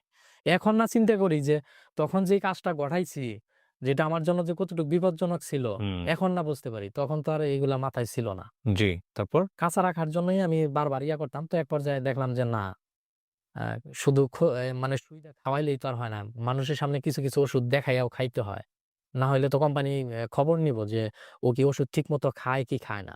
মানে এক পর্যায়ে খোঁচায়, আরেক পর্যায়ে যে ফাঁকে, ফাঁকে অগর সামনে ২ একটা ওষুধ খাই। ওই ২ একটা ওষুধেই আপনার কাঁটা শুকিয়ে যায়। পরে কইলাম যে না, আমার পক্ষে আর সম্ভব হইতেছে না যে বারবার এই জিনিসটারে কাঁচা করা। তো এক পর্যায়ে ভাবলাম যে না থাক, মরছি, মরছি আমনেও মরছি। বাংলাদেশে যাইগা। পরে $১৫০০ নিয়া বাংলাদেশে ব্যাক করি। নিজের টাকা সেভ রাখার জন্য আমি শুধু টমেটো ভর্তা কইরাও খাইছি। আর ডাউল রান্না কইরাও খাইছি। শুধু ডাউল। মানে শুধু ডাউল। মানে খরচ সেভ করার জন্য শুধু ডাউলও ৩ বেলা আমি রান্না কইরা খাইছি এই সিঙ্গাপুরে। আর টাকা সেভ করার জন্য আমি সিঙ্গাপুরে কোন জায়গায় বেড়ানোর জন্য যাইতাম না। এই হঠাৎ আমি মনে হয় ৮ থেকে ৯ মাসের ভিতরে সিঙ্গাপুর আপনার মেরিনাতে সম্ভবত একবার গেছিলাম। কারণ ওখানে গেলেই $৫০-৬০ খরচ হয়ে যায়। তো এইজন্য আমি ওখানে খুব একটা যাইতাম না। তো এক পর্যায়ে $১৫০০ নিয়ে বাংলাদেশে ব্যাক করি। ব্যাক করার পর তারপরেও বাপ-মায়ে বলতেছে যে, "তোর জন্য কি আমি গাড়ি পাঠাইয়া দিমু?" আমি তো জানি যে আসলেই আমি এত টাকা লস খাইতেছি, আমার জন্য গাড়ি পাঠাইতে হইব না। অনেক ইয়া করছে যে, "তাই কি হইছে? ধরা খাইছস তো কি হইছে? তোর জন্য একটা গাড়ি পাঠাই দেই, প্রাইভেট মানে কার আরকি।" প্রাইভেট কার এয়ারপোর্ট থেকে নিয়ে যাবে। হ্যাঁ, হ্যাঁ। আমি বলছি যে, "না আম্মা, আমার জন্য পাঠাইতে হইব না। আমি এমনি বাসে আইতে পারবো।" তো এক পর্যায়ে আমি বাসেই আমাদের টাঙ্গাইলে এসে নামি। টাঙ্গাইল থেকে আবার বাস দিয়ে আমাদের কালিয়াতি এসে নামি। কালিহাতী নামার পর আপনার কালিহাতী থেকে আমাদের এলাকায় আসি ভ্যানে। তখন যে আমার এত খারাপ লাগতেছে যে আমাদের গ্রাম অঞ্চলের মানুষ সবাই গাড়ি মানে এলাকায় আইসা নামে। আমার মায় যদিও বলছে কিন্তু আমি তো বুঝতে পারতেছি যে আমি কতগুলা টাকা লস দিয়ে আইছি। এই মুহূর্তে ৳৪,০০০-৫,০০০ খরচ করে তো আমার জন্য গাড়ি পাঠানোটাও ঠিক না। তখন আমার আরো বেশি খারাপ লাগছে যে আমি যখন ভ্যান দিয়ে আমার এলাকার মধ্যে নামছি। তখন আসার পর কেমন জানি আরো অবহেলার ইয়ের মধ্যে পইড়া গেলাম যে চারিদিক থেকে অবহেলা। যে বন্ধু-বান্ধব কেমন জানি করে। নিজের আত্মীয়স্বজন কেমন জানি দাম পাই না। মানে তখন আরো বিশাল অভাবের মধ্যে পইড়া গেলাম। আমি আবার আমার বাপ-মার কাছে আমি মুখ ফুটাইয়া বলতে পারতেছি না যে, "আম্মা হুম, আমার আবারও বিদেশ পাঠাইয়া দাও।" হুম। আমার মা এই সাহসটা আমার পাইতেছি না। তো এক পর্যায়ে আমার মা এবং বাবা বলতেছে যে ৩ মাস যখন আমি সিঙ্গাপুর থেকে ব্যাক করছি বাংলাদেশে ৩ মাস হইছে তখন বলতেছে যে, "আ বাবা তাইলে তো আমরা ধরা এমনেও খাইছি, অমনেও খাইছি। হুম, তুই আবার সৌদি আরবে জাগা। টাকা-পয়সা ধার দেনা কইরা পাঠাইয়া দেই।" তখন আমি সৌদি আরবে গেলাম। হুম। বলদিয়া কোম্পানিতে গেলাম। যেটাকে বলা হয় রুট ক্লিনার। এটা সৌদি আরবে? হ্যাঁ, সৌদি আরবে ৳৫,৭০,০০০ খরচ হয়। তখন ওকে। আ ২০১৭ র লাস্টের দিকে আরকি। হুম। সৌদি আরবে যাই। তখন আমি ঐরকম একটা জিদি আমি নিয়া গেছি যে আমি সাকসেসফুল না হইয়া আমি বাংলাদেশে ব্যাক করতেছি না। তখন আমি আবার আমি আমার আম্মারে বইলা গেছি যে, "আম্মা আমার সেলারি তখন ৳৭০০ মানে আমার বাপের কোম্পানিতেই।" আচ্ছা, আচ্ছা। হ্যাঁ, আমার বাপের কোম্পানিতেই আমার বাপে তো গেছে অনেক আগে। তখন তাদের সেলারি কম ছিল। কিন্তু তারপরে সেলারি ৳৭০০ বানাইছে। আম্মারে বলতেছি, "আম্মা আমি সৌদি আরব যাওয়ার পর আমি ৳৫০,০০০ মাস কামাবো। যেভাবেই।" তো সৌদি আরবে গেলাম। আমার মায়ের স্বপ্ন ছিল একটা বাড়ি করা। তো আমি তো মনের ভিতরে মানে এটা একবারে গাইত্যা নিছি যে শরীরের শেষ রক্ত দিয়া হইলেও আমি আমার মায়ের স্বপ্নটা আমি পূরণ করবোই যেভাবেই। তো সৌদি আরবে গেলাম। ওখানে যাওয়ার পর দেখি যে অনেক পুরান লোক আছে যে নতুন লোকে ঘর আপনার টিটকারি দিয়া কথা বলে যে, "এতগুলা টাকা খরচ কইরাইছো, কিভাবে টাকা পয়সা কামাবা? জীবনেও পারবা না।" এই সেই হ্যান-ত্যান বক্কর-চক্কর। তো আমি বলতাম পুরান লোকেরা বলতাম যে, "ভাই আমরা তো নতুন আইছি আমি। এনে তো টাকা কামানোর কোনো সোর্স পাইতেছি না ভাই। আমার একটু শিখাই দেন না। কেমনে কি টাকা কামাইতে হয়?" বিদেশে কিছু ভাই ব্রাদার আছে এরা মানে সহজেই কইব না। আপনার টাকা কামানোর সোর্সটা দেখাই দিব না। হুম। কিছু, কিছু লোক আছে। তো আমারে কেউ শিখায় না যে কেমনে টাকা কামাইতে হয়। তো আমাদের ডিউটি হচ্ছে টোটালে ৮ ঘন্টা কোম্পানির ডিউটি। আমি বলতেছি যে টাকা তো আমার কামাইতেই হইব যেভাবেই। কেউ কস বা না কস আমি যেভাবে আমি বাই করমই। ক্লিনার যেটা বলা হয় যে রাস্তা পরিষ্কারের যে কাজটা বিভিন্ন পেপার পরিষ্কার বিভিন্ন পেপার সরকার থেকেই করে এটা? হ্যাঁ, হ্যাঁ, এটা সরকারিভাবেই করায়। মানে ময়লা আবর্জনা যেটা ওইটা পরিষ্কার করা। ওই কাজে গেছিলাম। তখন আ আমাদের ডিউটি শুরু হয় সকাল ৬টা থেকে নিয়ে বিকাল ৪টা পর্যন্ত। তো সকাল ৬টায় যাইতাম, বিকাল ৪টায় যাইতাম। নতুন, নতুন ১-২ মাস কিছুই বুঝি না। কেউ কয়ও না, কিছু বুঝিও না। পরে চিন্তা ভাবনা করলাম যে ৪টা বাজে ডিউটি শেষ হইলেও আমি রুমে যাবো না। আমি বাইরে কাজ করবো। সাইকেল নিয়ে ঘুরমু। আর দেখমু যে কোন জায়গায় মাল সামানা ফালাইছে। বলদিয়া সৌদিরা আবার কি করে? ওদের বাসার সামনে এই যে ড্রাম আছে না? ড্রাম ড্রাম দিয়ে আর এই যে আপনার কিস যেটা বলা হয় পলিথিনের কিস। হুম। ওই ড্রামের মধ্যে পলিথিনের কিস দেয়। ওরা বিভিন্ন ময়লা আবর্জনা জিনিসপত্র সৌদিরা কিন্তু আপনার যেকোনো একটা ইলেকট্রনিক্স এর জিনিস ঠিক করে না, নষ্ট হলে ফেলে দেয়। নষ্ট হলে ফালাই দেয়। এই ওয়াশিং মেশিন, টিভি, ফ্রিজ যা আছে সব। আপনার এই বুদ্ধিটা মাথায় আসলো কিভাবে? না, এই বুদ্ধিটা মাথায় আসলো কেমনে? সৌদিরা এইগুলা ফালায়। আচ্ছা, আমাদের বাঙালিরা অনেকেই করে এরকম। বাঙালিরা এগুলো তো করে। এখান থেকে দেখে আপনি আইডিয়াটা পাইছেন। এগুলা করে কিন্তু ওরা এইগুলা করে আপনার বিকাল ৪টা পর্যন্ত। আচ্ছা, রাইতে আর এইগুলা করে না। আচ্ছা। বিকাল ৪টার পর ৪টা থেকে নিয়ে ৬টা পর্যন্ত কইরা ওরা বাসায় আইসা করে। বাঙালিরা? হ্যাঁ, হ্যাঁ। আচ্ছা। ওরা ৬টা পর্যন্ত আইসা করে কিন্তু আমার টার্গেট হলো বিকাল ৪টা ডিউটি শেষ হইলে আমি ৬টা বাজেও ক্যাম্পে যাবো না। আমি রাইতে ৯টা-১০টা পর্যন্ত এই কাজ এগুলা করব। ২-৩ ঘন্টা ৪ ঘন্টা করে বাসায়। হ্যাঁ। সো কি করলেন একবার ১ম থেকে শুনি, হ্যাঁ। পরে আপনার যে ময়লা আবর্জনাগুলো ফালাইতো বিভিন্ন টিভি, ফ্রিজ বিভিন্ন ধরনের জিনিস। মানে দামি, দামি জিনিসও ফালাই দেয়। আইফোন মোবাইল, স্যামসাং মোবাইল-টোবাইল সব। মানে এগুলো হালকা একটু সমস্যা হলেই ওরা ফালাই দেয়। তো এগুলা দেখা গেছে যে বিকেল ৪টা বাজে ডিউটি শেষ হলে ৪টা, ৫টা, ৬টা, ৭টা, ৮টা, ৯টা, ১০টা পর্যন্ত যদি এই কাজটা করি তাহলে আমার ৬ ঘন্টা মানে আমি বাইরে এই ধরনের কাজ করতে পারতেছি। তো এর মাঝে আবার বিভিন্ন সৌদিরা ডাক দিয়া হালকা পাতলা কাজ করাইয়া ২০-৫০ টাকা দিয়াও দেয়। বাসার মধ্যে? হ্যাঁ, আচ্ছা। তো এগুলা দিয়ে দেয়। তো এইভাবে দেখলাম যে আমি অনেক ধরনের সামান পাই। মানে অনেক সামান। এমন পরিমাণে সামান পাই যে ১ সপ্তাহে মাল জমাইলে মনে হয় যে এরকম রুম ৩-৪ টা আমি ফিল আপ করে ফালাইতে পারবো। ওরে বাবা! এত পরিমাণে মাল পাওয়া যায়। এগুলো এখন সরকার কিছু বলে না, না? না। এটা বলদিয়াদের জন্য এটা বৈধ। কারণ সৌদি সরকার জানে। ও, বলদিয়া মানে হচ্ছে আল্টিমেটলি আপনারা যারা ক্লিন করেন এদেরকে বলদিয়া বলা হয়। নাকি বলদিয়া কোম্পানির পক্ষ থেকে যারা কাজ করে এদের জন্য বৈধ? এইটা হচ্ছে আপনার আমাদের বাংলাদেশে ম্যাজিস্ট্রেট আছে না? হুম। ওই দেশেও আপনার বলদিয়া আছে। ও, ওই দেশেও ওইটা ম্যাজিস্ট্রেট সিস্টেম হয় ওনাদেরকে বলদিয়া বলা হয়। আচ্ছা, আমরা ওই বলদিয়াদের আন্ডারেই কাজ করতাম। আচ্ছা। মানে বলদিয়া কোম্পানি বলা হয় ওইটাই যারা রুট ক্লিনারের কাজটা করে। ওকে। আমরা রুট ক্লিনারের কাজ করতাম সেই সুবাদে ওই দেশে বলদিয়ার লেবারের একটা পাওয়ার থাকে। আচ্ছা, আচ্ছা। সো সরকার আপনাদের জন্য এটা বৈধ ছিল? হ্যাঁ, ওইটা আমাদের জন্য বৈধ। কারণ তারা জানে আমাদের সেলারি কম ৭০০ রিয়াল মাত্র। ওকে। তো ৭০০ রিয়াল দিয়ে তো আর কিছু হয় না। আপনারা না নিলে কি হবে? এটা ক্লিনের মধ্যেই চলে যাবে। সরকার এটা পরিষ্কার করে দিবে। নিয়ে ভাগাড়ে ফেলে আমরা যদি না নেই আমাদের যে যারা গাড়ি চালায় আমাদের কোম্পানির ওই যারা গাড়ি চালায় তারা নিয়ে যাবো। নিয়ে ফেলে দিবে ময়লা। না ওরাও নিয়ে বিক্রি করেই ফেলাবো। আচ্ছা। এটা আমাদের কাজই তো হচ্ছে পরিষ্কার করার। এইটাও একটা পরিষ্কার। দেখেন ওইটা জিনিসটা ফালাইলে ওইটা ওই জায়গায় রাইখা দিলে তো ওটা ময়লা তো আবর্জনা আমি যেটা বুঝেছি যে শুধুমাত্র পরিষ্কারের টাইম না। যখনই পাচ্ছেন আপনি কালেক্ট করতেছেন। ডিউটির সময়ও আপনি চাইলে কালেক্ট করতে। ডিউটির সময় ওইটা হ্যাঁ, ফালাইলে আমি নিতে পারতেছি। নিতে ওটার সমস্যা না। আমি কেন উনাকে প্রশ্ন করছি? আমি উনার ভিডিওগুলো দেখেছি। আমি এরকম ২-১ টা ভিডিও উনি করেছেন। আমি প্রথম কথা হচ্ছে যে আমাদের দেশের যারা বিদেশে গিয়ে কাজ করেন, আমরা যখন একাডেমিক্যালি পড়তাম এই কাজগুলোকে অনেক সময় লার্জ স্কেলে বলা হয় triple D, dirty, difficult and dangerous. তো এইজন্য অনেকেই বলতে চান না। অনেকেই বলতে চান আমাকে এখন এটাকে বেসিক জব বলেন বা অন্যভাবে এটাকে এক্সপ্লেইন করেন। অনেকেই বলতে চান না মান-সম্মানের ভয়ে হোক বা যে হোক আ পরিবারের কাছে কিভাবে মুখ দেখাবেন এইসব ব্যাপারে বলতে চান না। কিন্তু উনার ভিডিও আমাকে প্রথমত নক করে একটা কারণে যে উনি আসলে উনার যে স্ট্যাটাস, উনার যে অবস্থা উনি সেটাই দেখিয়েছেন। হ্যাঁ? এবং সেখানে কোনো ধরনের কোনো কার্পণ্য করেননি। সে গল্পে আমি পরে যাব। তার আগে আমি যেখানটায় ছিলাম যে আপনি এটা কালেক্ট করলেন এবং হ্যাঁ, এগুলো আমি আবার আপনার প্রতিদিনই বিক্রি করতাম। কোথায় বিক্রি করেন?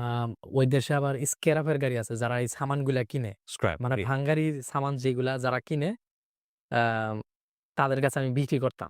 তো প্রতিদিনই আমি বিক্রি করতাম কোনদিন ১০০ রিয়াল, কোনদিন ১৫০ রিয়াল, কোনদিন ৭০ রিয়াল, বাহ! কোনদিন ৮০ রিয়াল এভাবে বিক্রি করতাম। তো আমার সামান বিক্রি করা দেইখা মানে অন্যান্য লেবারের তো মাথা খারাপ হয়ে গেছে। অবাক যে ওই এত পরিমাণে মাল সামান কইতে দেয়। কোত্থেকে পায়? আমরা তো এত মাল দিতে পারি না। আমরা হয়তো সর্বোচ্চ দিলে ৳২০ সর্বোচ্চ হলে ৳৩০। আমরা তো এই ১-১৫০ স্ক্র্যাপের নিয়ে ওরা কি করে? এগুলা ওরা ওরা আবার ওই যে আপনার বাংলাদেশে কিরকম আছে না যে বাঙ্গারি সামানগুলা আরো বড় অন্য কোন জায়গায় কোম্পানি করে। বিক্রি করতেছে বা এগুলো ওরা করতেছে। হইছে আপনার ওই স্ক্র্যাপের গাড়িগুলো আমাদের কাছ থেকে সামানগুলা কিনে নিয়া ওরা মানে ওই দেশে যারা আরো বড় স্ক্র্যাপের ব্যবসায়ী তাদের হ্যাঁ। কাছে নিয়ে সেল করে। আচ্ছা, আচ্ছা। তো এভাবে সেল করতো আমি মাস শেষে দেখা গেছে যে ৩,০০০ রিয়াল কোন মাসে হিউজ। ৪,০০০ রিয়াল। এটা আপনার বেতনের চেয়ে কয়েক হ্যাঁ, ডবল। হ্যাঁ অনেক। মানে যখন আমি ইনকামের সোর্সটা বুঝলাম তখন থেকে আমি প্রতি মাসে ১,০০,০০০, ১,১০,০০০, ১,৩০,০০০ বাংলাদেশী টাকা। এরকম ভাবে টাকা ইনকাম করতাম। হ্যাঁ, বাংলাদেশী টাকা। আচ্ছা। অনেক লেবার আমারে ফলো করা শুরু করলো যে ও এত টাকা কিভাবে ইনকাম করে। তো এক পর্যায়ে ওরা দেখে যে আমি প্রতিদিন রাইতের ১০টায় যাই। ও! তো এখন প্রতিদিন যদি আমি রাইতের ১০টায় যাই আবার স্ক্র্যাপের গাড়ি মাল দেওয়ার সময় ওরা এগুলো ফলো রাখতেন করে। কোথায়? স্ক্র্যাপ গুলো এগুলো রাখতেন কোথায়? এগুলা আপনার ওই দেশে মাজরা সাইড বিভিন্ন জঙ্গল-টঙ্গল জায়গা আছে। বিভিন্ন এগুলোতে গিয়ে গাছের লুকায় রাখতেন? ঝোপঝাড় আছে। এইগুলার ঝোপের ভিতরে মানে রাইখা দিতাম। আপনার অনেক সোরসাপটা সৌদিও আছে। এরা আমাগো কষ্ট করা মাল আমরা যদি জমায় রাখতাম, চুরি এগুলো করে চুরি করে নিয়ে যাইত। তখন আরো খারাপ লাগতো। মানে এগুলো কি এ বাঙালিরাই চুরি করতো নাকি আল্টিমেটলি? অনেক বাঙালিরাও চুরি করে, আপনার অনেক সৌদিরাও চুরি করে। আচ্ছা। ঠিক আছে? তো ঐরকম আমি আপনার ৳১৫০-৳২০০ র মাল আ স্ক্র্যাপের গাড়ি ফোন দিছি যে উনারে মাল আমি আজকে দিয়া দিমু। হ্যাঁ। তো ওই পর্যায়ে এক টাউট সৌদি আইছে। মানে বাংলাদেশে যেরকম কিছু টাউট কোয়ালিটির পোলাপান আছে না? যে সোরসাপটা পোলাপান আছে। ওরকম সৌদি আরবেও সোরসাপটা পোলাপান আছে। তো আমি মাল ভাঁজ করতেছি, তার ভাঁজ করতেছি। ওই পর্যায়ে ওই সৌদি আইছে। আসার পর মানে ওগোর সামনে তো আর কিছু কওয়া যায় না। ওই হুম। চোরসাপটা সৌদির কাছে আপনার ছুরি-টুরি থাকে। ও! যদি বেশি ইয়া-টিয়া করা হয়, তাহলে আপনার ছুরি মেরে দিবো। তখন আমি আর কিছু কইতেছি না। আমি খালি মনের ভিতরে মনে করেন যে খালি কান্না একটা ভাব আসতেছে যে আমার এত কষ্টের মাল ও তো এহানি সব ছাপা করে নিয়ে যাইব। নিয়ে গেল। পরে দামি তার, তামা, পিতল যা ছিল সব নিয়ে গেছে। তার লাস্ট পর্যায়ে হালকা কিছু মাল ছিল। তো যাই হোক, তো আমার স্ক্র্যাপের মাল দেওয়া শেষে ওরা সবাই আমারে ফলো করত। ফলো করা শেষে যে বুঝতে পারছি ওই তো রাত্রেও মাল টোকায়। মানে রাত্রেও যে ভাঙ্গারি মাল-টাল আমি জমা করি, হুম। এগুলা সব লেবার বুইঝা গেছে। তো আমার দেখাদেখি আমার ক্যাম্পে যারা আমার মতন কাজগুলা করত, ওরা সবাই আমার দেখাদেখি আপনার এরপর? ৯টা ১০টা পর্যন্ত মাল টোকানি শুরু করল। তো এক পর্যায়ে দেখলাম যে আপনার অনলাইন জগতে আসা আপনার ২০১৮ থেকেই শুরু। হুম। ২০১৮ তে আপনার TikTok এর নাম ছিল Musical.ly। তখন থেকেই আমি TikTok করতাম কিন্তু ওইরকমভাবে করতে কি পারি নাই। করতেন টিকটকে? ওই আপনার বিভিন্ন মানুষের সাথে ডুয়েট করা। গান-টান করা, হ্যাঁ, লিপ-সিং করা এগুলো হ্যাঁ, করতেন? হ্যাঁ, হ্যাঁ। তখন আমি এগুলো কখন করতেন সারাদিন কাজ করার পরে? এগুলার হিস্টোরি হচ্ছে আপনার কখন করতাম? আমি যখন রাত্রি ১০টায় কাজ করার পর ক্যাম্পে আসতাম আমার কোম্পানির ক্যাম্পে। ক্যাম্পে আসার পর আমি নিজেই রান্নাবান্না করে খাইতাম। হুম। রান্নাবান্না করে খাইতাম আপনার রান্নাবান্না করে খাইতে কোনদিন ১১টা বেজে যেত, কোনদিন ১২টা বেজে যেত। তখন আমি তো কঠোর পরিশ্রমী। যে আমি এই অনলাইন জগতও রাখমু, নিজের কাজ যেইটা কোম্পানির কাজ এইটাও আমি ঠিক রাখমু। যে বিদেশে যদি কাজের পাশাপাশি যদি একটু বিনোদন না পাওয়া যায় তাহলে ওই জায়গায় মন টিকানোটা খুবই কষ্টকর। তো আমি কাজ করা শেষে রান্নাবান্না কইরা খাইতে আপনার রাত্রি ১১টা ১২টা বাইজা যাইত। খাওয়া শেষ কইরা তখন আমি টিকটক করতাম আপনার রাত্রি ২টা পর্যন্ত। ওই বিভিন্ন ঘুরে ভিডিও তৈরি করতাম। মানে হ্যাঁ, হ্যাঁ, আমি দেখেছি নিচ দিয়ে। অনেক ঘুরানো ভিডিও করতাম। তা আমারে অনেকে বলত যে, "পাগল হইছো। যে সারাদিন কাজ কইরা আসার পর ও রাইতের ২টা পর্যন্ত এই কাজ এগুলা করে। বেটা তুই এগুলাতে টাকা পাবি? এগুলায় তোরে টাকা দিব? যে তুই যে এইভাবে রাইতে এত হার্ড পরিশ্রম কইরা আসার পর যে তুই এত রাইতের ২টা পর্যন্ত জাগস, এটা কেমনে সম্ভব? তুই তো ২ দিন পর পাগল হয়ে যাবি। মাথা খারাপ হয়ে যাবো।" আমার টার্গেট যে আমি পাগল হই আর ছাগল হই ওইটা সময়ই বইলা দিব। যে অনলাইনে তো যেকোনো একটা প্ল্যাটফর্মের মাধ্যমে আমার পরিচিতি আইনে আমি টাকা কামানোর সোর্স আমি বাই করমই। হুম। তো এক পর্যায়ে এভাবে করতে নাহ TikTok এ ঐরকমভাবে হয় না।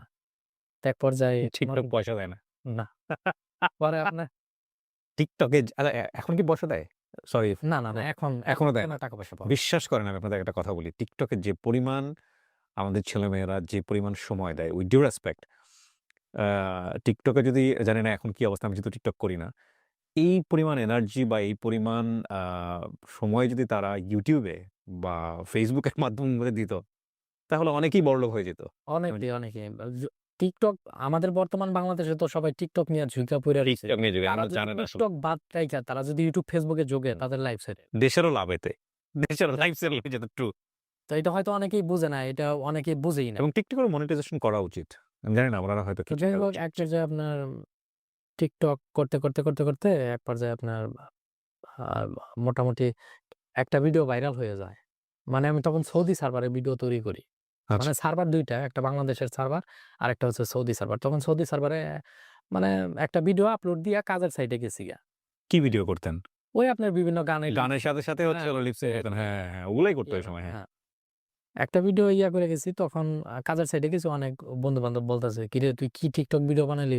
তোর ভিডিওর সাথে না সবাই ডুয়েট করতেছে।" ও আচ্ছা। আ আমি কই, "কি ভিডিও বানাইলাম?"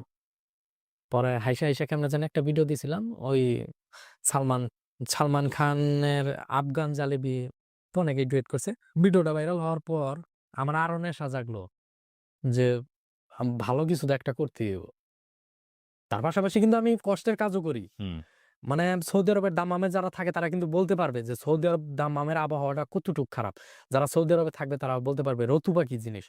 কোনো রোদ থাকবে না, শরীর অটোমেটিক ঘামবো।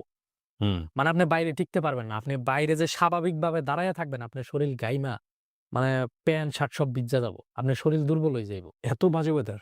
এত বাজে ওয়েদার। এত ধুলাবালি গেছে, আপনার এই ধুলাবালির মধ্যে আপনার ওই দেশের টেইলার আছে। আপনার আমি যে জায়গায় কাজ করতাম ওইটা হচ্ছে আপনার সৌদি আরবের আল কাতিফ।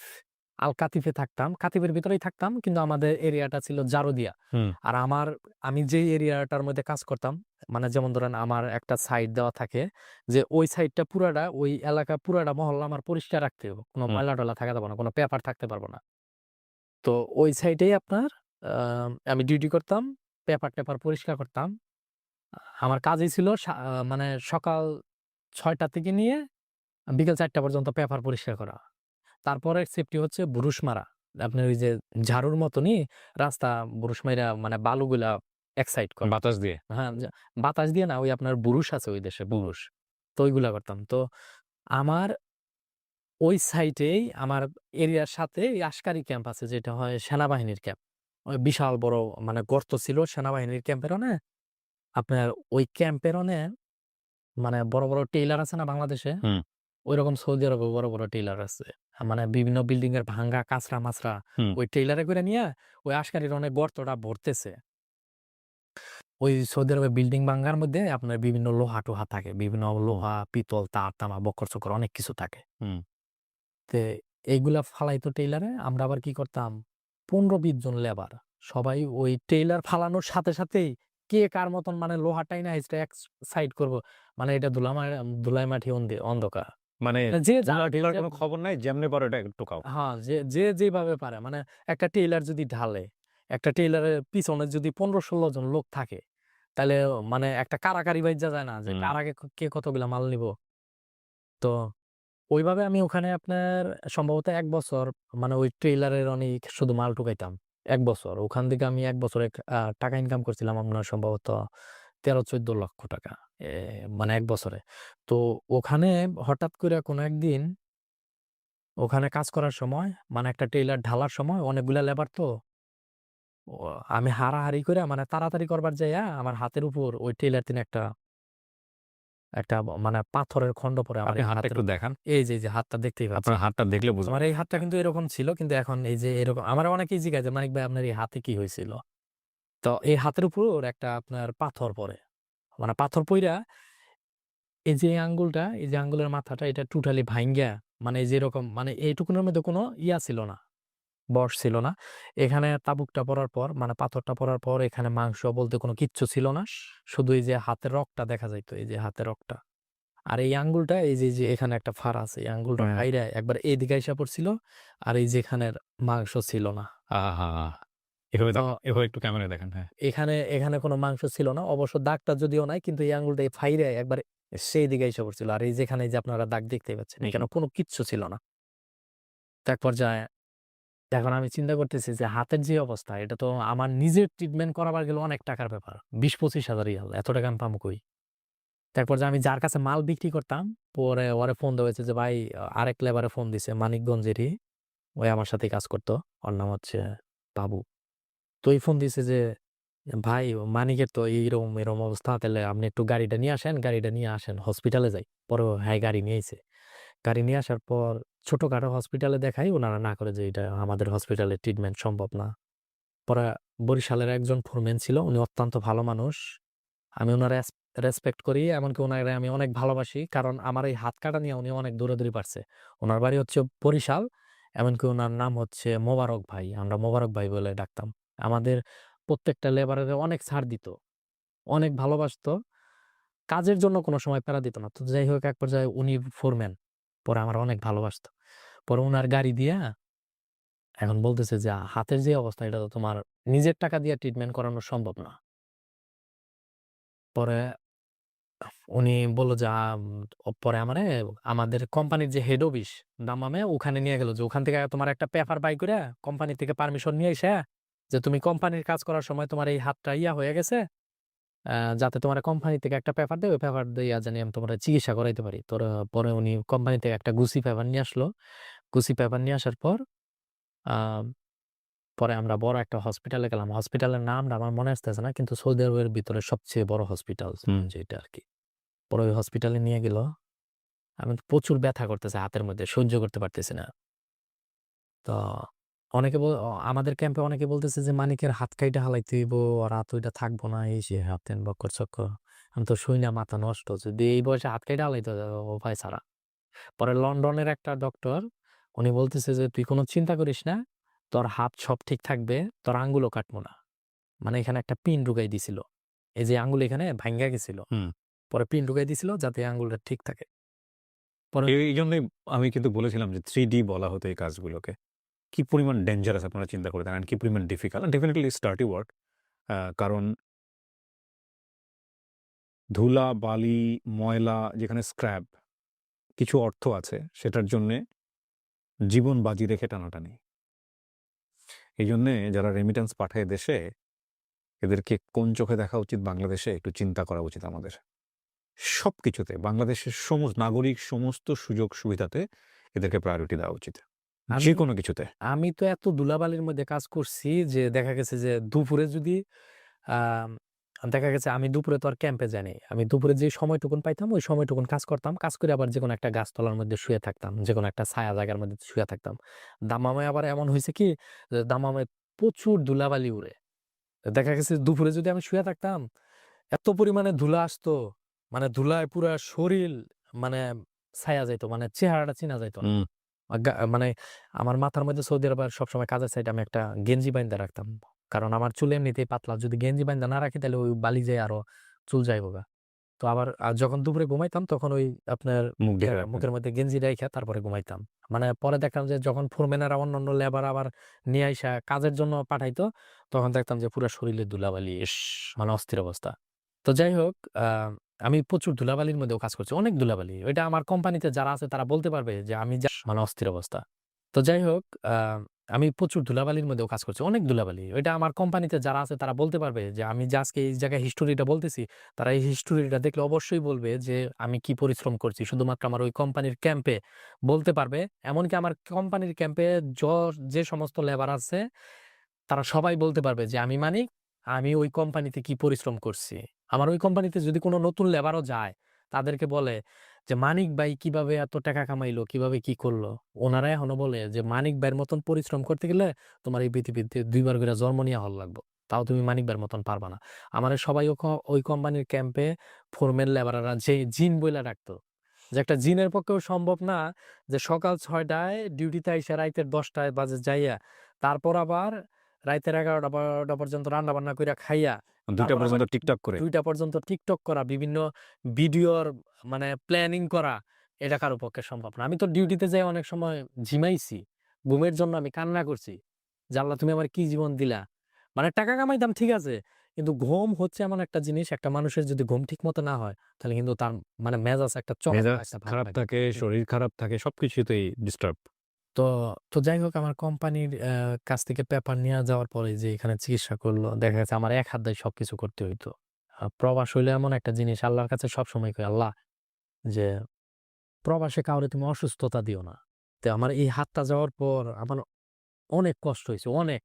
রান্না-বান্না করা, খাওয়া, তখন ওই ১ মাস যদি আমি মেসে খাইছি, কিন্তু এক হাত দিয়ে তো আর সবকিছু করা যায় না। অনেক কষ্ট হয়। এক পর্যায়ে আমার এই হাতটা সুস্থ হয়ে যায়। তো আমি যেই জায়গায় ইনজুরিতে গেছিলাম, আমার এই হাতটা ওইটা আশকারি ক্যাম্পের ওখানে, ওটা তো সরকারি একটা প্রজেক্ট। ওখানে যেহেতু আমি ইনজুরিতে গেছি, আমাদের বলদিয়া লেবার যারা আছে তাদেরকে নিষেধ করে দিছে ওই দেশের আশকারি যে, "তোদের লেবার এখানে আসার পর একটা অ্যাক্সিডেন্ট হইছে। তোদেরকে এখানে কাজ করবার মানে দিব না।"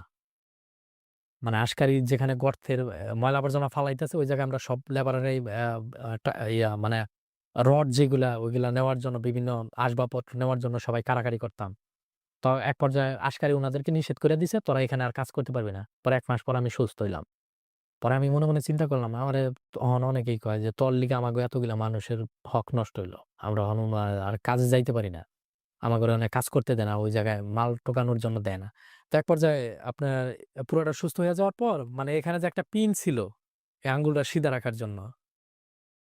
এখন এই পিনটা বাইর করার সময় এখন কোম্পানি বলতেছে যে, "তোর আর ট্রিটমেন্ট আমরা করাইতে পারব না। কারণ তোর হুম। ট্রিটমেন্ট করাইতে, করাইতে অলরেডি ১৬-১৭,০০০ রিয়াল আমাদের চইলা গেছে।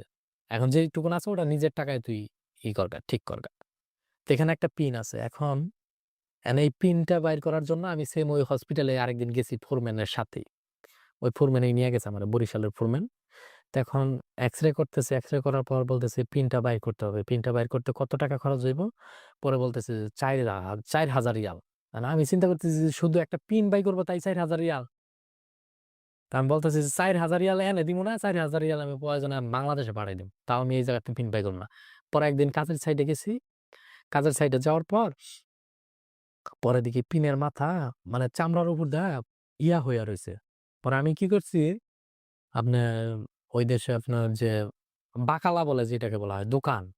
তো বাকালার থেকে আমি একটা কেচি নিছি, একটা ব্লেড নিছি, আর একটা খেজুর গাছের কাটা নিছি যে আজকে এই পিনটা আমি নিজেই বাই করবো। পরে হালকা করে আপনার মানে কেচি দিয়ে চামড়াটা একটু হালকা করে কাটছি, ব্লেড দিয়ে একটু নাড়াচাড়া দিছি। পরে খেজুরের কাটা দিয়া হালকা একটু নাড়াচাড়া দিয়া পরে টান্দা বাইর লাইছি। পরে গেছি এইজন্যই কি আমার ৪,০০০ রিয়াল দিতে হইব? এখানে কিন্তু আবার আঙ্গুলের ভিতরে সিলাই ছিল। মানে ওই পিনটা কিন্তু আটকাই দিছে সিলাইয়ের মাধ্যমে আঙ্গুলের ভিতরে হাড়ের সাথে। তো আমি ওই আপনার হালকা একটু বাইর কইরা পরে পিনটা টান্দা বাইর লাইছি। পরে গেলাম যাক আমার ৪,০০০ রিয়াল সেভ হইল। তারপরে হাতে কোনো প্রবলেম হয় নাই? না, হাতে আল্লাহর রহমতে কোনো প্রবলেম হয় নাই। কারণ ভিতরে যদি আপনার প্রবলেম তো হতে পারত। মূল কথা হচ্ছে যে সে রিস্কটা নিয়েছে। এই ৳৪,০০০ এই ৳৪,০০০ দেশে পাঠাবে, তবুও হাতের এই জায়গাটায় সে খরচ করবে না। অসংখ্য প্রবাসীদের জীবনের গল্প এগুলা। অসংখ্য, অসংখ্য প্রবাসীদের। আমরা চেষ্টা করছি বিকাশের সহায়তায় এই অনুষ্ঠানটা নির্মাণ করার জন্যে প্রবাসীর অন্তরের কথা। এবং আমরা চেষ্টা করছি বাংলাদেশের আনাচে-কানাচে সহ এই মানুষদের গল্পগুলো পৌঁছে দেয়া যে কি পরিমাণ স্যাক্রিফাইসের বিনিময়ে আমাদের রেমিটেন্স খাতে প্রতি বছর, প্রতি মাসে শত, শত কোটি, কোটি টাকা রেমিটেন্স জমা হয় এবং বাংলাদেশের অর্থনৈতিক মেরুদণ্ডের মূল সোপানই হচ্ছে এই রেমিটেন্স। আ এখানে একজন মানিকের গল্প উঠে আসছে। একজন মানিক মতান্তরে হাজার লক্ষ মানিকের গল্প। আরো অনেক গল্পই আসবে ভবিষ্যতে। জি। তো যাই হোক পিনটা বাইর করার পর পরে আমার অনেকেই বলছিল তোর জন্য আমার ওখানে তোর জন্য আমাদের কাজের সমস্যা হইলো। এখন আর আমাদেরকে যাইতে দে না। পরে আমি চিন্তা করলাম যেহেতু আমার জন্য সমস্যা হইছে তাহলে আমি কাজটা আমি আবার নিজেই যাইয়া শুরু করব। পরে আমি একদিন আপনার ওই প্রজেক্টে গেলাম। পরে ওই প্রজেক্টে যারা কাজ করতো তারা বলতো, "কিরে তুই সুস্থ হইছস?" কই, "হ সুস্থ হইছি।" পরে আমি আবার ওই জায়গায় যেয়ে মাল টুকানো শুরু করলাম। পরে আমার দেখা দেখি আবার সব লেবার যেয়ে মাল টুকানি শুরু করল।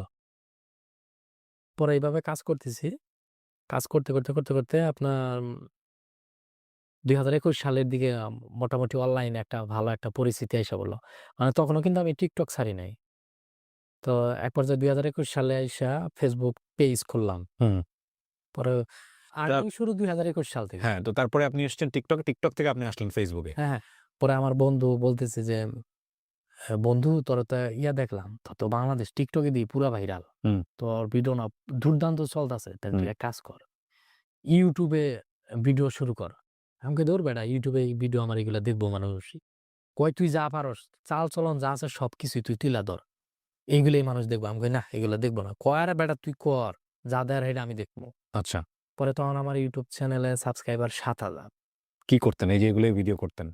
হ্যাঁ, এগুলাই। মানে যে গান-টান TikTok এর ভিডিও নিয়ে ছাইড়া দিতাম। লিপসিং টিপসিং এগুলো করেন? ওইগুলাই নিয়ে ছাইড়া দিতাম। তখন পর্যন্ত আপনার রিয়াল লাইফ নিয়ে আপনি দেখান নাই। বোধহয় আপনি যে পাথর টানতেছেন এগুলো না, করতেছেন, তখন তখন এগুলো দেখান নাই। আপনার একটা ভিডিও ছিল এরকম যে আপনি কোন একটা ডোবা থেকে ২ টা মাছ মারছেন। আমি আমি যদি ভুল না বলে থাকি।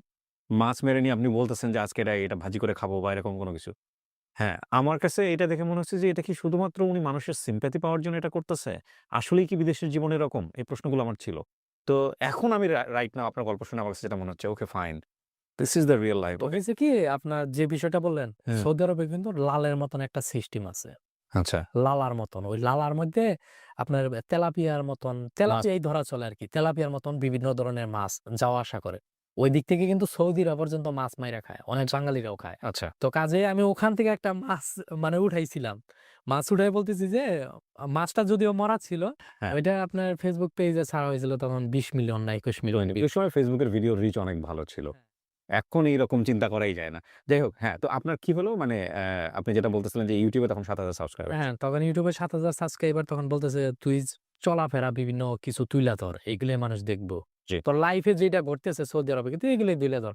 সৌদি আরবে বিভিন্ন জায়গায় যাইতেছস অথবা কাজের সাইডে তুই কি করতাছস এগুলাই তুইলা ধর। এগুলাই মানুষ দেখবো।"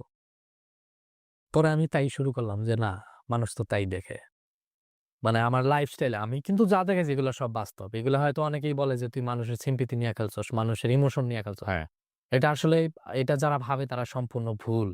হয়তো আপনার শোতে আজকে এই বিষয়টা ক্লিয়ার করতেছি যে আসলে এগুলো আমার ভুল ছিল না। আমার সৌদি আরব লাইফে এত খারাপ সময়ও গেছে। হুম। মানে কাজের সাইডে এত মানে আমি যেই কাজগুলা দেখাইছি এগুলো 100% সত্য। এটা আমার কোম্পানিতে যারা থাকে, আমার ফোরম্যান যারা আছে তারা বলতে পারবে যে আমি বাস্তবে যেগুলো তুলে ধরছি এগুলো সব কি, বাস্তব। কি করতেন আপনি কনটেন্ট? আমি আপনার ওই দেখা গেছে যে যেকোনো একটা কাজ করতেছি, কোন কিছু একটা পাইতেছি, ওই যে বলদের কাজ করে। হ্যাঁ, হ্যাঁ, ওই যে যে রড যেকোনো টড এগুলো টিভি ফ্রিজ পাইলে একটা ফ্রিজ পাইলাম ওইটাই মানুষের তুইলা দেখাইলাম যে আজকে একটা ফ্রিজ পাইলাম। এটা বিক্রি করব। হ্যাঁ, এটা বিক্রি করব। অথবা আজকে অ মানে একটা মাজরার মধ্যে গেলাম। মাজরা মানে ওই যে আপনার যেগুলো আপনার পুরাতন হয়ে গেছে সৌদিরা ভাইঙ্গা চুইরা থুইয়া গেছে গা। ওই জায়গায় দেখা গেছে যে বিভিন্ন পিলার মিলার আপনার ভিডিওতে যেটা দেখা যায়, হ্যাঁ, হ্যাঁ। মজার বিষয় হচ্ছে যে আপনি যেগুলো স্ক্র্যাপ গুলো যখন যেখানে কালেক্ট করছেন, আশেপাশে কোনো লোকজন নাই, বিরান মরুভূমি। আসলে কি এরকম ফাঁকা? হ্যাঁ, এরকম ফাঁকা, ফাঁকা জায়গা আছে, অনেক আছে। আচ্ছা। অনেক ফাঁকা আছে। আপনার আমাদের দাম্মামের এই দিক দিয়ে মরুভূমিটা খুবই কম। হ্যাঁ। কিন্তু আমার দেখা গেছে যে এরকম একটা এরিয়ার মধ্যে আছি যে মোটামুটি আমি ভালোই দূরের মধ্যে কাজ করতেছি। আচ্ছা। যে আহামরি দূর তা না। কিন্তু আ আপনার হয়তো মোটামুটি কোনো ভালোই একটা আরকি। পরিত্যক্ত বাড়ি। হ্যাঁ, হ্যাঁ। হ্যাঁ, দেখা গেল বাড়িতে লোকজন থাকে না। এরকম অনেক জায়গায়ও আমি দেখেছি। যাই হোক, দেখাতেন এগুলো ভিডিওতে। হ্যাঁ, এগুলা ভিডিওতে দেখাইতাম।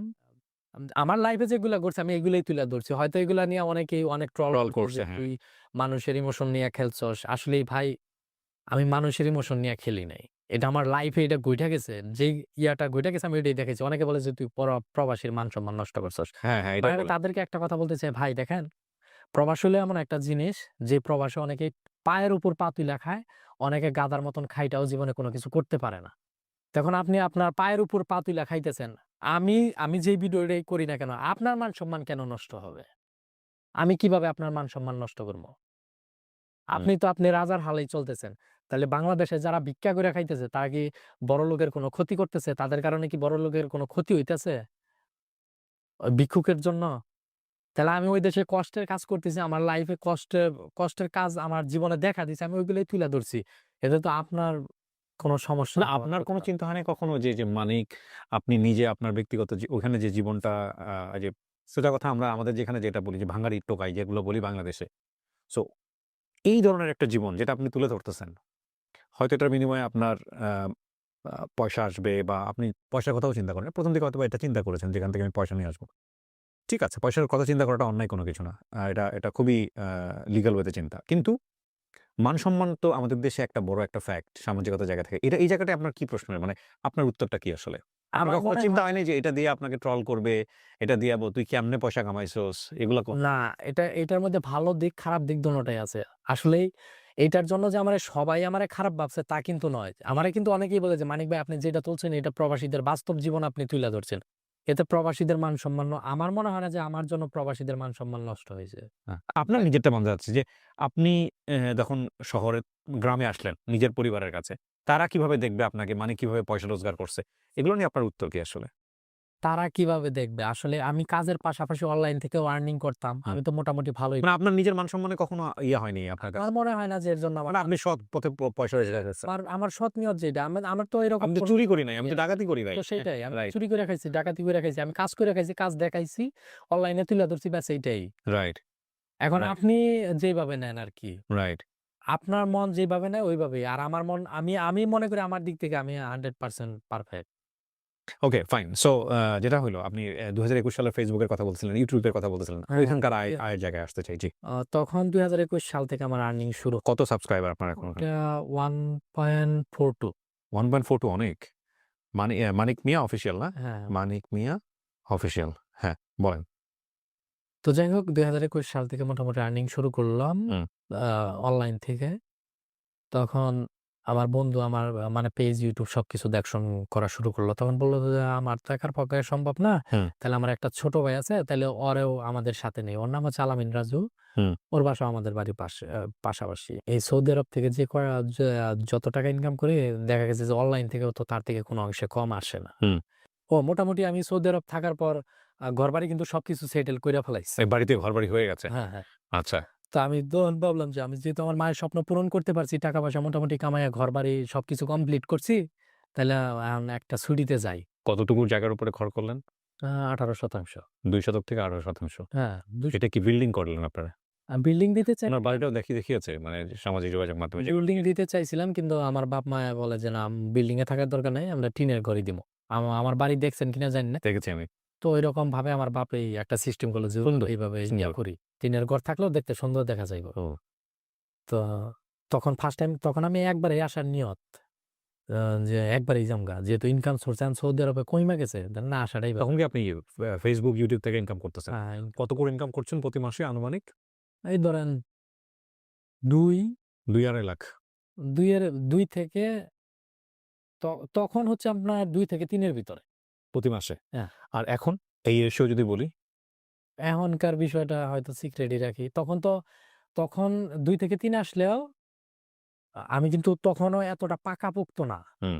মানে টাকা কিভাবে কনটেন্ট এই টাকাগুলো কি আপনার অ্যাকাউন্টে আসতো নাকি অন্য কারো এটা কাছে? আমার বন্ধুর অ্যাকাউন্টেই আসতো। ওরা টাকা উঠাইয়া আমার বাড়িতে দিয়ে আসতো। আচ্ছা। তো এখনো আলহামদুলিল্লাহ ভালোই। কিন্তু এখনকার বিষয়টা একটু সিক্রেট। ওকে থাকুক, সিক্রেটই থাকুক, হ্যাঁ। তো আপনি চিন্তা করলেন ২০২৩ এ একবারে পাকাপোক্ত হয়ে দেশে চলে আসবো। আলহামদুলিল্লাহ ভালোই। কিন্তু এখনকার বিষয়টা একটু সিক্রেট। ওকে থাকুক, সিক্রেটই থাকুক, হ্যাঁ। তো আপনি চিন্তা করলেন ২০২৩ এ একবারে পাকাপোক্ত হয়ে দেশে চলে আসবো। দেশে ছিলামও কিন্তু আপনার পরে ভাবলাম যে না ছুটিতে যাই। আমার মা বলতেছে যে একবার আসার দরকার নাই। তখন না আমার ঘরবাড়ি সব কমপ্লিট। তাই আমি বলতেছে যে ঘরবাড়ি যেহেতু করছস তাহলে ছুটিতে আয়। পরে ছুটিতে গেলাম। পরে যাই হোক ১ম পর্যায়ে আসলাম তখন একটা তুলপাড় তৈরি হইল। তোলপাড় বলতে? একটা ট্রেন্ডিং মানে বিদেশ থাকা অবস্থায় ভিডিও তৈরি করছি। সবাই একটা দেখার আগ্রহ যে ও আপনার বাড়িতে হ্যাঁ, প্রতিদিনই লোকজন যাইতো আপনাকে দেখতে। এত পরিমাণে লোক যাইতো আমার মানে মনে করেন যে যে কয় মাস ছিলাম আমার চোখ একদম হারাম হয়ে গেছিল। এক পর্যায়ে আমি পালাইয়া টাঙ্গাইল আপনার বাসার মধ্যে থাকতাম। মানে তারা এটা বোঝার চেষ্টা করত না যে একটা মানুষ এত বছর পর বাংলাদেশে আসছে। একটু ঘুম-টুম দরকার, হ্যাঁ, রেস্ট দরকার। ঘুমের দরকার আছে। কিন্তু তারা এটা কোনো সময় বোঝার চেষ্টা করত না। তো এক পর্যায়ে আমার ঘুম মানে হারাম হয়ে গেছিল। মানে আমি পাগল পাড়ার মতন হয়ে গেছিলাম যে না এভাবে তো আর টিকা যাইব না। আমি তো বুঝি যে মানুষ ভালোবাসার জন্য আসে। হ্যাঁ। কিন্তু আমি তো আর পারতেছি না। মানে আমার ঘুমের জন্য ঘুমের অভাবে আমি ঠিক থাকতে পারতেছি না। পরে এক পর্যায়ে আমি টাঙ্গাইল চইলা যাই। টাঙ্গাইল ওখানে এই যে আমার ছোট ভাইয়ের বাসায় ওখানে থাকলাম। আমি যেখানে বিয়ে করছি ওদের বাসা হচ্ছে ময়মনসিংহ। হুম। পরে ওখানে যে গেলাম ওর বাপের সাথে দেখা করলাম। পরে বলল যে আমরা বিষয়টা বললাম যে আমি তো আপনার মেয়ের সাথে এরকম একটা সম্পর্ক আপনার মেয়ের আমি বিয়ে করতে চাই। হুম। পরে বলল যে আচ্ছা সমস্যা নাই। তুমি এক কাজ করো। তুমি এখন আপাতত তোমাদের বাসায় যাও আমরা একদিন আসবো তোমাদের বাসায়। পরে বললাম যে আপনার মেয়েকেও সাথে নিয়ে আসবে। পরে ওরাও সাথে নিয়ে আসছে। নিয়ে আসার পর এই ১ম দেখলো ও বাড়ি। এর আগে দেখে নাই? না।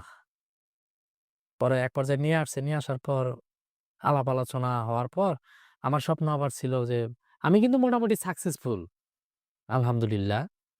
মানে অনলাইন থেকে ইনকাম আসার পাশাপাশি সৌদি আরব থেকে টাকা কামানোর পাশাপাশি মোটামুটি আলহামদুলিল্লাহ চলে ভালোই। তো আমারও আবার স্বপ্ন যে বিয়ে যেহেতু করবো তাইলে হেলিকপ্টার দিয়েই করবো। আমার বাপেরও স্বপ্ন যে যেহেতু পোলায় বিয়া করবো তাইলে হেলিকপ্টার দিয়ে বিয়া করাই। পরে যাই হোক হেলিকপ্টার ভাড়া করলাম। অনেক দৌড়াদৌড়ির পর অনেক কিছু ম্যানেজ-ট্যানেজ করতে হয়। গ্রাম পর্যায়ে নিতে গেলে বিয়ে-শাদির বিষয় নিতে বিয়ে-শাদির সময় হেলিকপ্টার নিতে গেলে মাঠ পারমিশন, হুম। ডিসি অফিস থেকে পারমিশন এগুলো দৌড়াদৌড়ি করার পর এক পর্যায়ে পরে আপনার হেলিকপ্টার ভাড়া করলাম। হেলিকপ্টার ভাড়া করার পর হেলিকপ্টার দিয়ে বউ উঠাইলাম। এটাও ভাইরাল। হ্যাঁ, যে আ মা-বাবা সবাই খুশি। তো এখন সংসার করতেছেন। এখন সংসার করতে বিয়ে কতদিন হলো আপনার? আ বিয়ে আপনার ২০২৩ এর আগস্টে করছি সম্ভবত। আচ্ছা। এত তাড়াতাড়ি ডেট ভুলে গেলে তো সমস্যা। বাড়িতে গিয়ে প্রবলেম হবে। ১০ই আগস্ট ১০ই আগস্ট করছি। ১০ই আগস্ট। আমার মা-বাবার দোয়ার কারণে এমনকি আমি পরিশ্রম করছি বলে হয়তো এতদূর আসতে পারছি। কারণ আমি যে ঘরবাড়ি করা, তারপরে যে অনলাইন প্ল্যাটফর্মে একটা পরিচিতি লাভ করা, এগুলো তো সবকিছু আমার চিন্তা ভাবনার বাহিরে ছিল। কারণ আমি আগে এমন একটা মানুষ ছিলাম যে মেয়েদের সামনে যাইতেও আমার মানে আমাদের মেয়েদের সামনেও যাইতে আমার শরম করত। ১০ জন মানুষের সামনে কথা বলতে পারতাম না। আমার মা-বাবা সবসময় আমারে নিয়া খুশি। তাদের স্বপ্ন ছিল একটা বাড়িঘর। বাড়িঘর করছি, আমি তাদেরকে বইলেও দিছি যে, "আমি তোমার স্বপ্ন পূরণ করমই, যেভাবে হোক নিজের রক্ত দিয়ে হইলো।" আলহামদুলিল্লাহ, মা-বাবার স্বপ্ন যদি পূরণ করতে পারি, পৃথিবীতে আর কি কি আছে? লাগে? কি সেটাই লাগে? কথা। কিচ্ছুই না। বাবা কই এখন? বাবা এখন দেশেই আছে। এখন উনি তো আর যান না। না, না, না। উনি এখনো বাড়িতেই থাকে। উনার চলার জন্য খরচের টাকা-পয়সা দেই। সেটা আপনারা দিয়ে দেন। হ্যাঁ, আলহামদুলিল্লাহ। আমার মায়ে বলছে যে, যেহেতু আরেকটা দেশের জন্য বইসা রইছি, যে বলছে, "হ্যাঁ, হবো ইনশাল্লাহ।" আপনার মতো জায়গা থেকে সফল হতে চায়, তাদের জন্য আপনি কি পরামর্শ দেবেন? আমরা তো অনেক সময় অনেক মানুষ আছি যে বড়, বড় স্বপ্ন দেখি, কিন্তু ওই স্বপ্নের জন্য পরিশ্রম জিনিসটা আমরা করতে চাই না। দেখা গেছে যে ১০০% এর মধ্যে 30% যাই আমরা অফলাইনে যাইগা। আমার পক্ষে সম্ভব না। মানুষের পক্ষে সবকিছুই সম্ভব। একটা মানুষ যদি পারে, সে সবকিছুই পারবে। আমি বললাম না যে আমরা তো এমনও দিন গেছে যে আমরা একবেলা খাইলে ২ বেলা খাইবারই পারি না। আমার অতীত কখনো আমি লুকাই না। আমি মৃত্যুর আগ পর্যন্ত কখনো লুকামও না। আল্লাহ তাআলা যদি আমারে কোটিপতিও বানায়, শিল্পপতিও বানায়, আমি কখনো আমার এই অতীত আমি বলতে পারব না। তো কাজেই একটা মানুষ যদি আপনার টার্গেট নেয়, যে একটা স্বপ্ন দেখে যে আমার এই স্বপ্নটা আমার পূরণ করতেই হবে, যে আমার জীবনে কোটিপতি হতেই হবে। তো সে যদি ওই লাইনে যদি হাঁটা শুরু করে, সেখান থেকে যেখানে ১০০% চাইছে, ওখানে সে ১০০% না পায়, সে তো 50% পাবে। তো জীবনে যেকোনো কিছু একটা সাকসেসফুল করতে গেলে কারো কথায় কান দেওয়া যাবে না। যে যাই বলুক, ওইগুলা বাদ দিয়ে নিজের পথ নিজেরই হাইটা দেখতে হইব। নিজের লাইনে নিজেরই চলতে হইব। কঠোর পরিশ্রম করতে হইব। ব্যাস এইটাই। ট্রু, পরিশ্রমী হতে হবে। ট্রু। অসম্ভব সুন্দর একটা এপিসোড প্রিয় দর্শক এবং শ্রোতা। আমি ধন্যবাদ জানাই বিকাশকে আমাদের অনুষ্ঠানটি পাবলিক প্ল্যাটফর্মে নিয়ে আসার জন্য, সুযোগ করে দেওয়ার জন্য এবং আমাদের এই যে প্রবাসীর অন্তরের কথা, আ বিকাশ প্রেজেন্স প্রবাসীর অন্তরের কথা, এটার ১ম এপিসোড আপনারা দেখলেন। এটা নিয়মিত আসতে থাকবে ইনশাআল্লাহ। এবং মানিক ভাইকে ধন্যবাদ যে আমাদের এই অনুষ্ঠানে তিনি সময় দিয়েছেন। আমরা বিশ্বাস করি মানিক ভাইকে দিয়ে শুরু হলো অসংখ্য মানিক, অসংখ্য রত্ন, যারা বাংলাদেশ থেকে গিয়ে নিজের জীবনের সবচাইতে গুরুত্বপূর্ণ সময়টা বিদেশের মাটিতে দিয়ে বাংলাদেশের জন্য যারা রেমিটেন্স নিয়ে আসছেন, নিজের পরিবারের মুখে হাসি ফোটাচ্ছেন, তারা দেশের মঙ্গল করছেন। সেই সব মানিক বা রত্নদের গল্প আমাদের এই অনুষ্ঠানে উঠে আসবে। যদি আপনি তাদের মধ্যে একজন হন, আমাদেরকে মেইল করতে পারেন। আমাদের মেইল অ্যাড্রেসটি হচ্ছে sharemystory24@gmail.com। ভিডিওর কোনাতে মেইল অ্যাড্রেসটি দেয়া আছে। এছাড়া চাইলে আপনি ফোনও করতে পারেন। আমাদের ফোন নাম্বার হচ্ছে 09639888877। আজকের মতো এখানেই শেষ করছি। সবাই অনেক ভালো থাকুন। দ্বিতীয় পর্ব দেখার আমন্ত্রণ জানিয়ে আজকের মতো এ পর্যন্তই। আসসালামু আলাইকুম।